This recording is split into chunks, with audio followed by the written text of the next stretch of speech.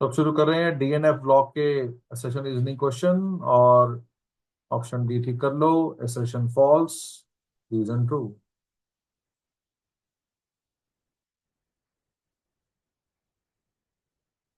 Zinc cadmium mercury are not regarded as transition element, सच है। Electronic configuration इनका D10S2 होता है, ये भी सच है।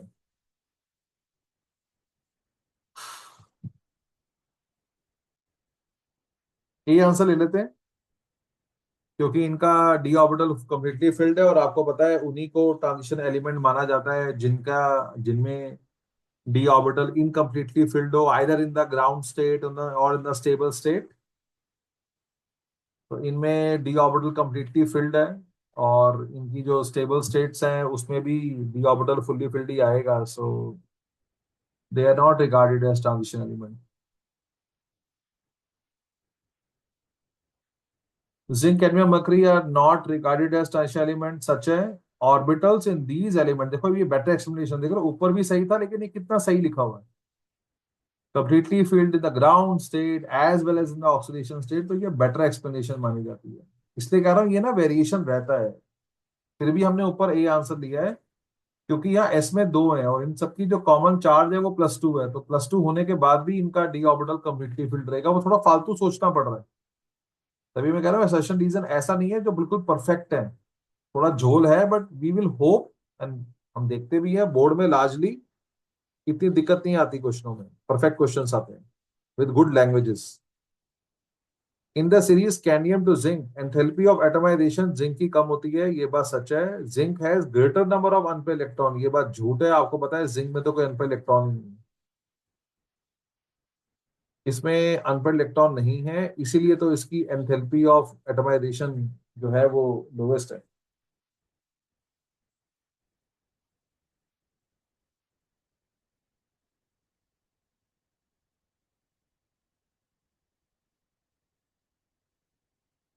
मैग्नेटिक मोमेंट Mn2+ की कम होती है एज कंपेयर टू Cr2+, गलत। Mn2+ में 5 अनपेड इलेक्ट्रॉन है और Cr2+ के अंदर 4 अनपेड इलेक्ट्रॉन है, तो गलत होगी बात। Higher atomic number smaller is the magnetic movement, गलत। एटॉमिक नंबर का मैग्नेटिक मूवमेंट से कोई संबंध नहीं है, संबंध जो है वो अनपेड इलेक्ट्रॉन का है। तो ये ओल्ड क्वेश्चन है, एसेशन रीजन दोनों रॉन्ग है।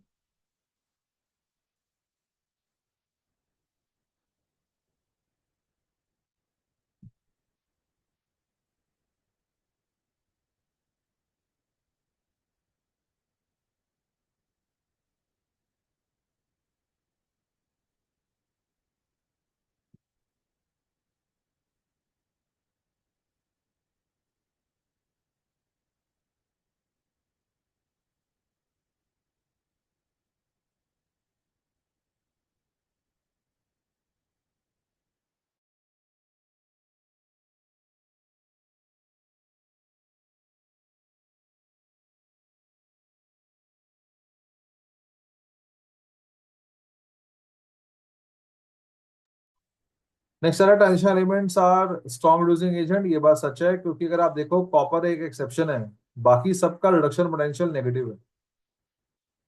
तो आपको पता है रिड्यूसिंग एजेंट बनने के लिए कंडीशन होती है लो आरपी, तो अगर आप चेक करोगे तो इन सबका, जैसे आप देखो जिंक का -0.76 है, आयरन का -0.44 है, तो सबका आरपी नेगेटिव है, मतलब रिडक्शन पोटेंशियल कम है। और अगर कम है तो they are good reducing agent.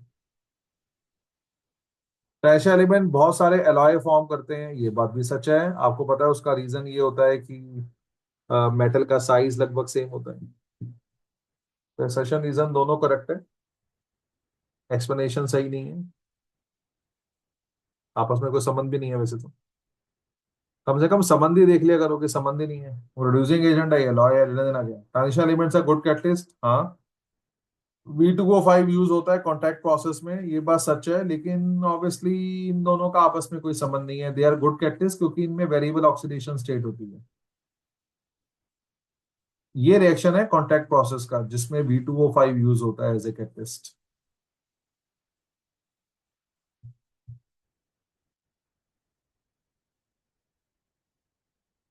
Iron third catalyse the reaction between iodide and persulphate. ये सही है, आप देखोगे एनसीईआरटी में ये दे रखा है, मेरे पैकेज में भी ये कवर्ड है।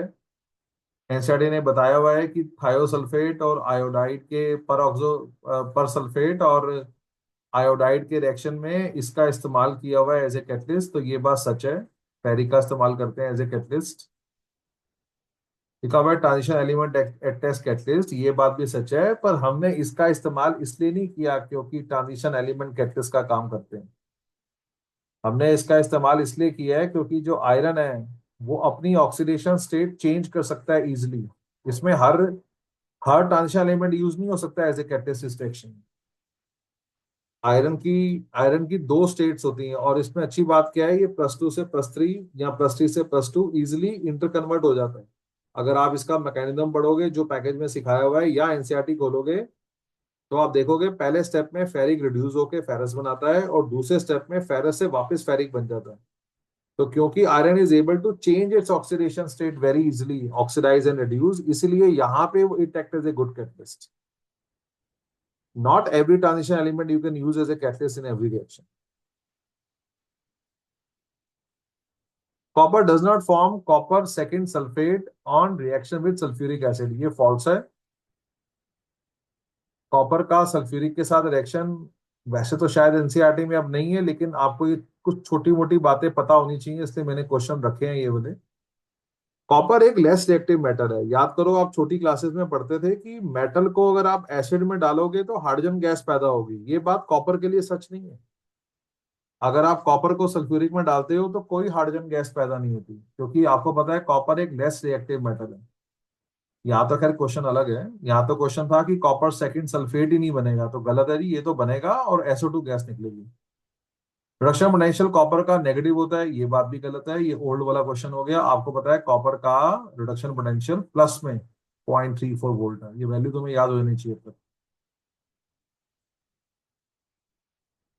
Copper can not liberate hydrogen from acid, ये बात सच है, because it's reduction potential is positive, ये बात सच है। ये आंसर है। ये क्वेश्चन बहुत एक्सपेक्टेड है, इस पे ध्यान लगाओ, मेरे पैकेज में भी ये कवर्ड है।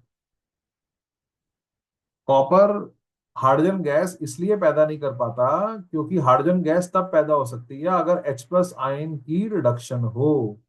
Problem with the copper is that it is not a reducing agent, क्योंकि इसका हायर आरपी है, इसलिए it can not act as reducing agent. ऊपर वाले रिएक्शन में भी देखो, इसने हाइड्रोजन गैस पैदा नहीं करवाई है, इसने SO2 बनवाया हो। ध्यान से देखें,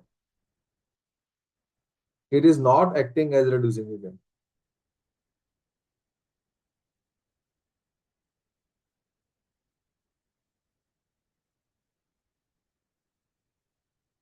copper dissolve in dilute nitric acid but not in HCl, ये बात सच है, आपको ये बात नहीं पता है। नाइट्रिक एसिड में तो ये घुल जाता है। ये ओल्ड सिलेबस का क्वेश्चन है, बट कोई बात नहीं। आप चाहो तो ये रिएक्शन लिख सकते हो। ये कॉपर नाइट्रेट पानी और NO गैस बनाता है। कॉपर का रिडक्शन पोटेंशियल पॉजिटिव होता है, ये बात सच है, बट ऑब्वियसली इनका आपस में कोई संबंध नहीं है, बी आंसर है। कॉपर HCl के साथ रिएक्टिंग करता है, ये बात भी सच है, कोई रिएक्शन नहीं है इसका।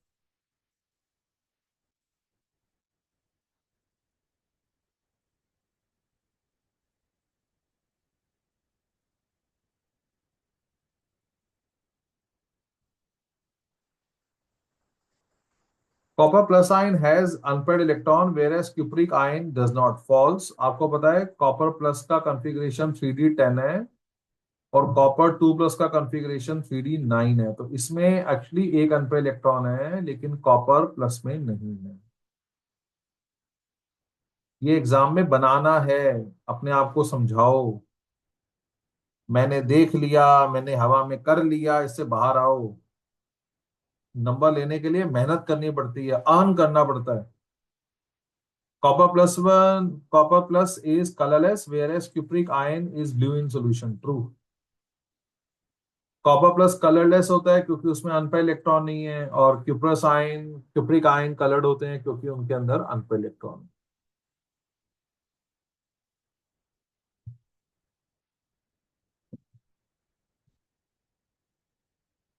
ट्रांजिशन एलिमेंट फॉर्म कॉम्प्लेक्सेस, हाँ, क्योंकि उनमें अनपेयर इलेक्ट्रॉन होते हैं, ये बात सच है।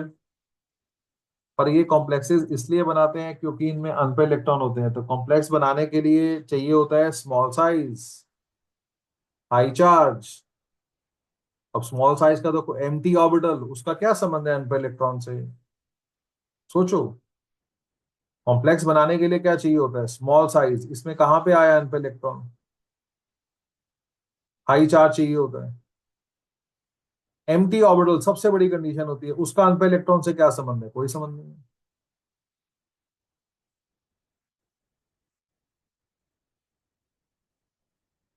Transition element ns orbital is filled first than n-1d। और जब इलेक्ट्रॉन निकालने हो तो ns का इलेक्ट्रॉन पहले जाता है, ये बात सच है। वो ये कह रहा है कि ट्रांजिशन एलिमेंट के अंदर से आयरन है, तो आप कैसे भरते हो? 1s2 2s2 2p6, 3s2 3p6, पहले क्या भरते हो? 4s, बाद में क्या भरते हो? 3d। ये बात सच है, सही है। लेकिन जब आप इलेक्ट्रॉन निकालते हो तो आप इलेक्ट्रॉन पहले कहां से निकालते हो? 4s से इलेक्ट्रॉन निकालते हो, क्योंकि वो आउटर शेल है। ये भी सही है। तो भरते वक्त ns पहले, और इलेक्ट्रॉन निकालते वक्त भी ns पहले।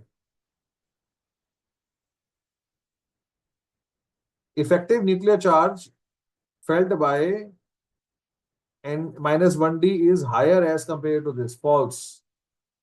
ये 11th का क्वेश्चन है। न्यूक्लियर चार्ज मतलब न्यूक्लियस की अट्रैक्शन किस पे ज्यादा पड़ती है? तो हम कहते हैं 4s पे ज्यादा पड़ती है, क्योंकि s ऑर्बिटल न्यूक्लियस के क्लोज होता है। एस ऑर्बिटल न्यूक्लियस के पास माना जाता है, इसलिए न्यूक्लियस की अट्रैक्शन 4s पे ज्यादा पड़ती है एज कंपेयर टू 3d।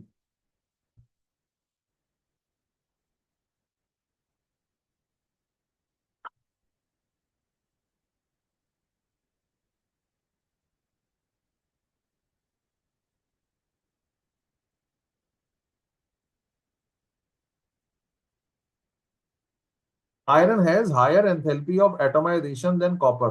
हाँ सही है, क्योंकि आयरन में अनपेड इलेक्ट्रॉन है, 4 है यहाँ पे।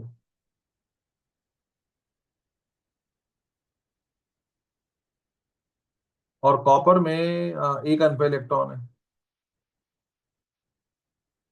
तो ये बात सच है। Lower the number of unpaid electron higher is the atomisation, गलत। जितने ज्यादा अनपेड इलेक्ट्रॉन होंगे उतनी ज्यादा एटमाइजेशन होती है, क्योंकि उतना मेटेलिक बॉन्ड स्ट्रांग होता है। कोई सवाल किसी के मन में है?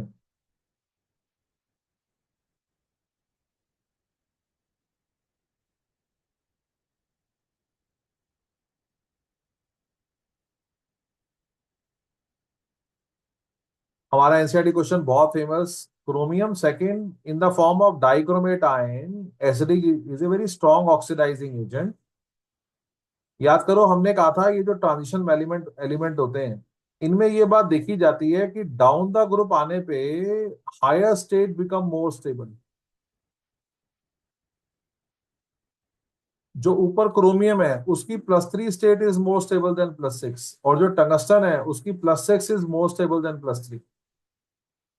इसीलिए जो डाइक्रोमेट आयन है it act as a strong oxidising agent. याद करो, डाइक्रोमेट जब दूसरों को ऑक्सीडाइज करता है तो खुद क्या बनाता है? Cr3+, क्योंकि उसकी लोअर स्टेट स्टेबल है, इसलिए तो वो ऑक्सीडाइजिंग एजेंट है।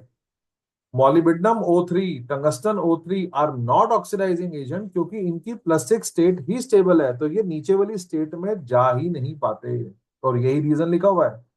D block element higher oxidation states are favoured by heavier member. Heavier मतलब नीचे के जो मेंबर होते हैं वो हायर ऑक्सीडेशन स्टेट में ही रहना चाहते हैं, इसीलिए they don't act as good oxidising agent. ये बहुत अच्छा क्वेश्चन।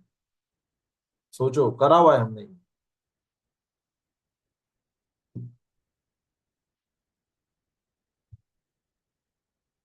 10-12 मिनट क्लास फालतू लूंगा, क्योंकि ज्यादा क्वेश्चन रह नहीं गए, 15 ही रह गए हैं, 10 मिनट में हो जाएंगे।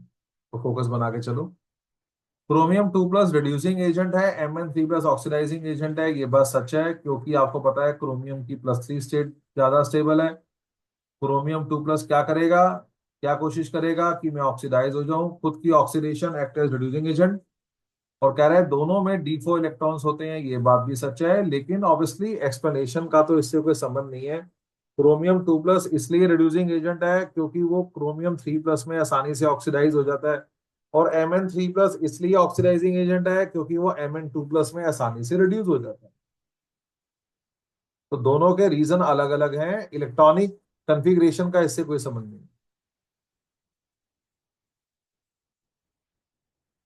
Vanadium has a ability to exhibit large number of oxidation state, ये बात सच है। वेनेडियम +2, +3, +4, +5 ये सारी स्टेट दिखाता है। Reduction potential of vanadium are rather small, making switch between the oxidation state easy। ये बिल्कुल सही लाइन है।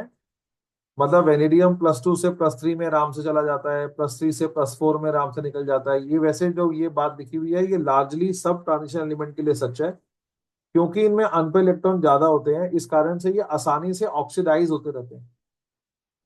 आसानी से ऑक्सीडाइज होते हैं इसका मतलब ऑक्सीडेशन पोटेंशियल इनका हायर साइड पे है। इनको दिक्कत नहीं आती अपनी ऑक्सीडेशन स्टेट को स्विच करने में। थोड़ा आपके लिए नई लैंग्वेज है लेकिन एक्चुअली करेक्ट लैंग्वेज है, ये सही है। ये भी एक तरीका है समझाने का। वो ये भी कह सकता था कि इनमें अनपे इलेक्ट्रॉन्स होते हैं, और वो ये भी कह सकता है कि एक ऑक्सीडेशन से स्टेट से दूसरी स्टेट में जाने में potential difference is very low, तो ये आसानी से ऑक्सीडाइज हो जाते हैं। थोड़ा बारीक बात है लेकिन ध्यान लगाना चाहिए। एनसीईआरटी क्वेश्चन पैकेज में कवर्ड है। आपको याद है कॉपर 2+ के साथ जब आयोडाइड सामने आता है तो CuI2 नहीं बनता। ट्रू। उसकी वजह यह है क्योंकि जब कॉपर 2+ के सामने आयोडाइड आता है तो इनमें रेडॉक्स रिएक्शन हो जाता है, और कॉपर 2+ क्या करता है, आयोडाइड को आयोडीन में ऑक्सीडाइज कर देता है, इसीलिए CuI2 नहीं बन पाता। ये बहुत प्यारा क्वेश्चन है।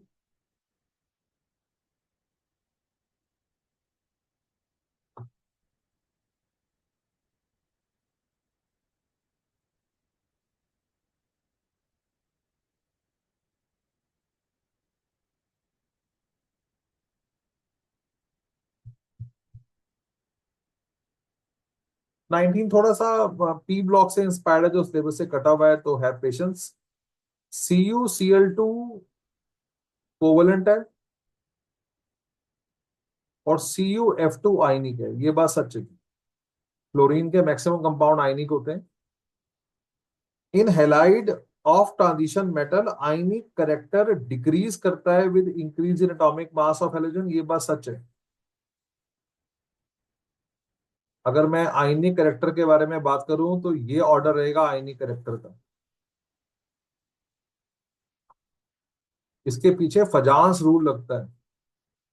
फजांस कहता है अगर हेलोजन का साइज बड़ा होगा, जैसे यहाँ कह रहे हैं ना एटॉमिक मास बढ़ेगा तो मतलब साइज बढ़ेगा डाउन द ग्रुप आने पे।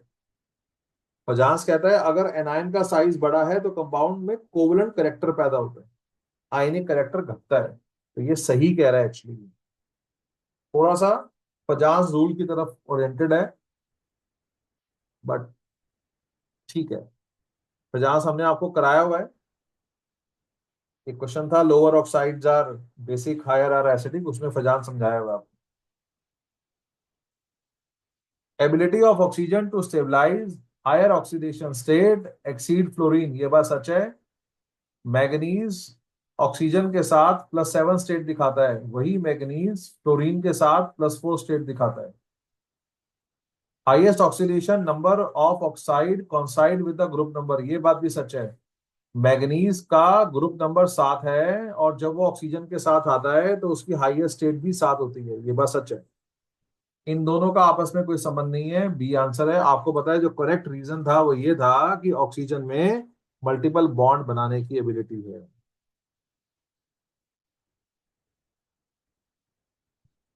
The maximum oxidation state of chromium is +6, ये बात सच है क्योंकि क्रोमियम 3d5 4s1 होता है, और ये सभी इलेक्ट्रॉन बॉन्डिंग में यूज होने के बाद +6 स्टेट बनाते हैं। Chromium has only 6 electrons in NS and N-1d, ये बात भी सच है, इसीलिए इसकी हायर ऑक्सीडेशन स्टेट +6 है, क्योंकि इसमें NS और N-1d मिला के 6 ही इलेक्ट्रॉन है।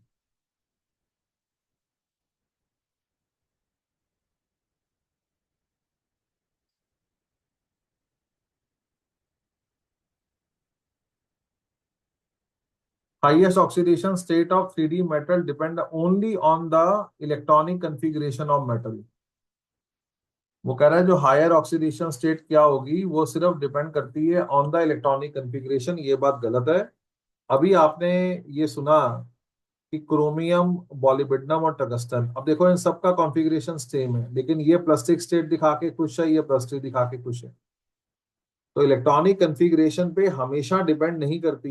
एक ग्रुप के सभी मेंबर की ऑक्सीडेशन स्टेट भी सेम नहीं आती। उनमें तो नंबर ऑफ इलेक्ट्रॉन सेम ही होते हैं, इलेक्ट्रॉनिक कन्फिग्रेशन सेम होता है। सो इलेक्ट्रॉनिक कन्फिग्रेशन पे हाईएस्ट स्टेट हमेशा डिपेंड नहीं करती।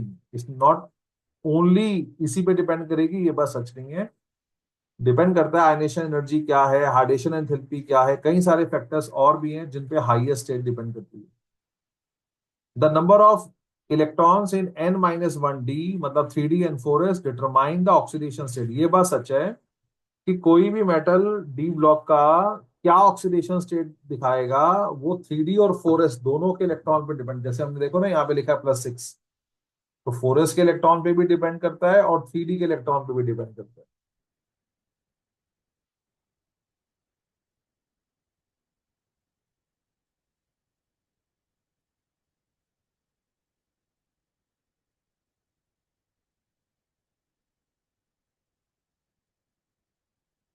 इन acidic medium dichromate ion exist as orange while basic media. बिल्कुल सही है, ये चेंज ऑफ पीएच का क्वेश्चन है। अगर आप डाइक्रोमेट में बेस डालोगे तो ये क्रोमेट में कन्वर्ट हो जाएगा जिसका कलर येलो होता है, और अगर आप क्रोमेट में एसिड डालोगे तो वापस बन जाएगा डाइक्रोमेट। डाइक्रोमेट हाइग्रोस्कोपिक होता है। हाइग्रोस्कोपिक मतलब एब्जॉर्ब मॉइस्चर, गलत। ये कोई मॉइस्चर एब्जॉर्ब नहीं करता।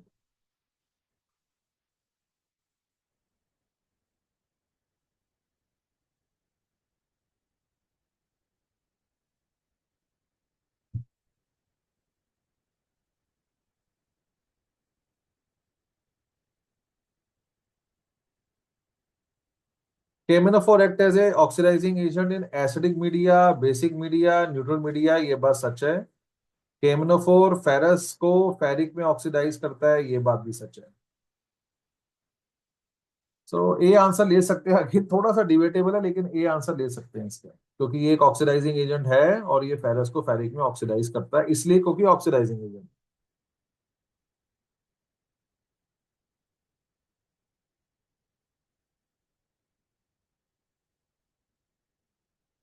Dichromate ion is orange red in colour, बिल्कुल सच है। इसका कलर आता है बिकॉज ऑफ चार्ज ट्रांसफर, ये बात सच है, ये आंसर है। मैंने वाइवा की क्लास में करा रखा है। पर मैग्नेट एंड डाइक्रोमेट, इन दोनों में जो कलर का कारण है वो चार्ज ट्रांसफर स्पेक्ट्रा है। अगर मैं डाइक्रोमेट की बात करूं तो डाइक्रोमेट में क्रोमियम आयन का ऑक्सीडेशन नंबर +6 है। क्रोमियम 3d5 4s1 होता है, क्रोमियम 6+ में कोई अनपे इलेक्ट्रॉन नहीं है, तो कलर कैसे आ गया फिर? तो रिसर्च बताती है क्रोमियम के साथ जो ऑक्सीजन जुड़ा हुआ है वो अपने इलेक्ट्रॉन क्रोमियम को ट्रांसफर करता है, चार्ज ट्रांसफर स्पेक्ट्रा। तो ये इलेक्ट्रॉन क्रोमियम में जाते हैं और फिर इसमें आके उछल कूद करके रंग बनाते हैं। तो जो इलेक्ट्रॉन उछल कूद कर रहे हैं क्रोमियम में वो उसके अपने इलेक्ट्रॉन नहीं है, उसके पास तो इलेक्ट्रॉन ही नहीं है। ऑक्सीजन अपने इलेक्ट्रॉन ट्रांसफर करता है क्रोमियम के डी ऑर्बिटल में और फिर वो वहां जाके छलांगे मार के रंग बनाते हैं। जो क्लास प्रैक्टिकल की थी उसमें ये कवर किया हुआ है, charge transfer spectrum.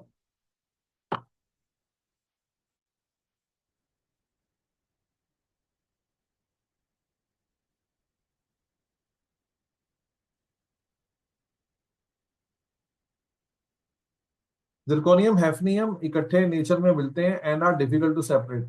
True.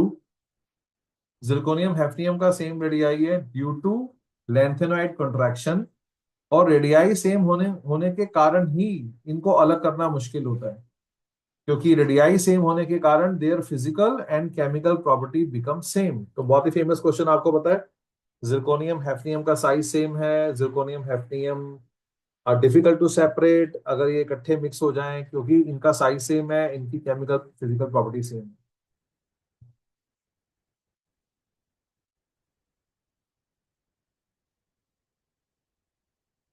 Zirconium 4D series में, हेफनियम 5D में है, and they show similar physical and chemical property, ये सच है। दोनों का एटॉमिक रेडियाई सेम है, ये बात सच है। इसीलिए ये सिमिलर प्रॉपर्टी दिखाते हैं क्योंकि इनका रेडियाई सेम है।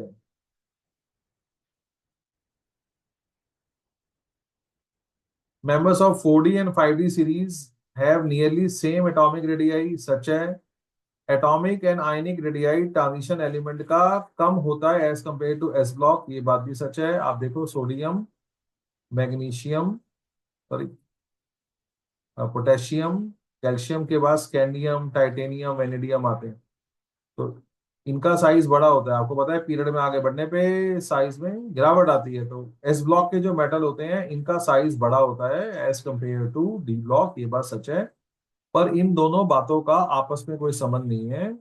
4D और 5D वालों का साइज बराबर है due to lanthanoid contraction, not because कि एस ब्लॉक का साइज बड़ा होता है।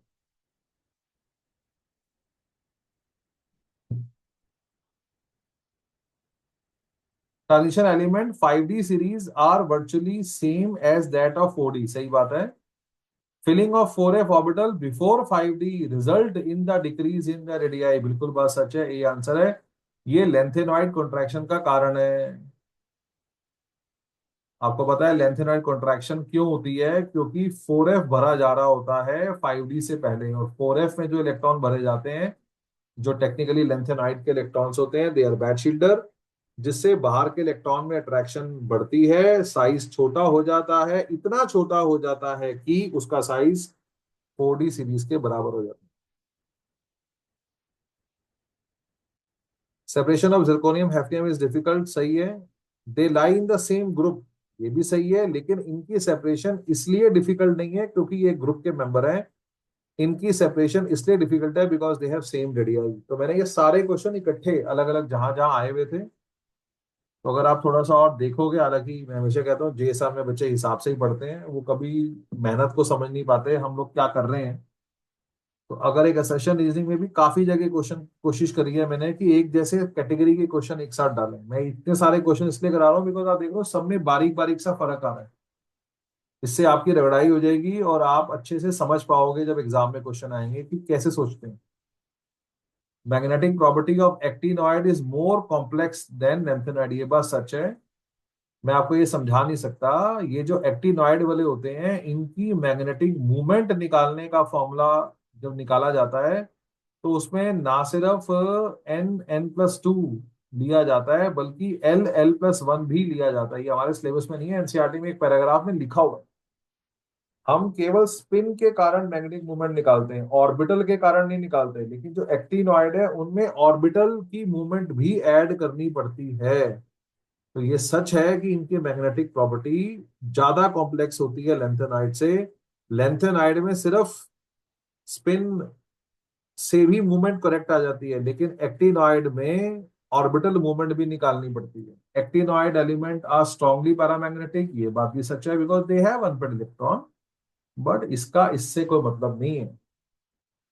स्ट्रांगली पैरामैग्नेटिक तो हमारे लेंथेनाइड में है, that's not a problem. Problem कुछ और है कि उनकी मूवमेंट निकालते वक्त ऑर्बिटल मोशन को भी काउंट करना पड़ता है, जो जनरली हम नहीं सिखाते।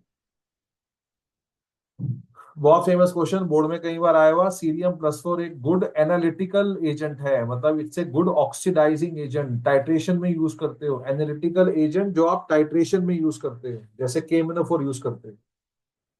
क्यों यूज करते हो? क्योंकि क्रोमियम की, सीरियम की स्टेबल स्टेट +3 है। सभी आपको पता है लेंथेनाइड की स्टेबल स्टेट +3 है। सीरियम+4 क्या कोशिश करेगा कि मैं +3 में कन्वर्ट हो जाऊं। ऐसा हुआ तो खुद की ऑक्सीडेशन, खुद की reduction, act as oxidising agent, तो ए आंसर है।